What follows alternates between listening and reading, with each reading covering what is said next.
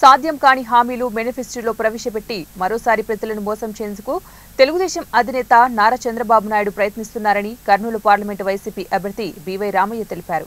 కర్నూలు నగరంలోని camp office కార్యాలయంలో ఏర్పాటు చేసినటువంటి విలేకరుల సమావేశంలో ఆయన మాట్లాడుతూ 2024 ఎన్నికల్లో ఎట్లాగో వచ్చేది లేదు, ఇవి నెరవేర్చేది లేదు అన్నారు. ముఖ్యమంత్రి స్థాయి వ్యక్తి వాస్తవానికి దగ్గరగా ఉండాలి, ఇన్కమ్ సోర్స్ చూసుకొని హామీలు ఇవ్వాలి అన్నారు. ఒకప్పుడేమో మేము ఇస్తేనేమో రాష్ట్రం శ్రీలంక అయితాది, లూటీ చేస్తున్నాడు అని చెప్పినటువంటి వ్యక్తి నారా చంద్రబాబు నాయుడు అని అన్నారు.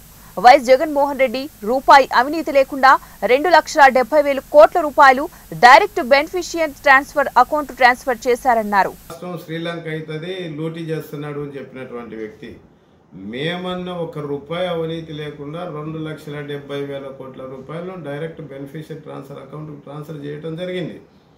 వీళ్ళు జన్మభూమి కమిటీలు పెట్టి దోచుకు తినేటువంటి పరిస్థితి వాళ్ళ దానికి లెక్క లేదు, పక్క లేదు.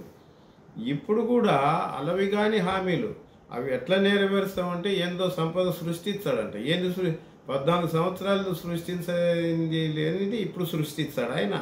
ఈయన చెప్పే మాటలు ప్రజలు నమ్మాల.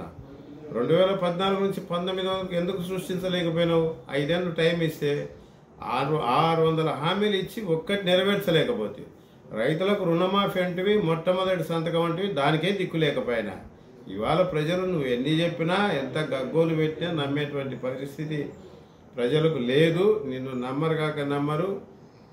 ఎందుకంటే ఇట్లాంటి హామీలు మేము కూడా కాదుకూడదు అనుకుంది, రాజకీయమే ముఖ్యం అనుకున్నట్టుంటే జగన్మోహన్ రెడ్డి కూడా ఇంత 10 హామీలు ఇవ్వచ్చు.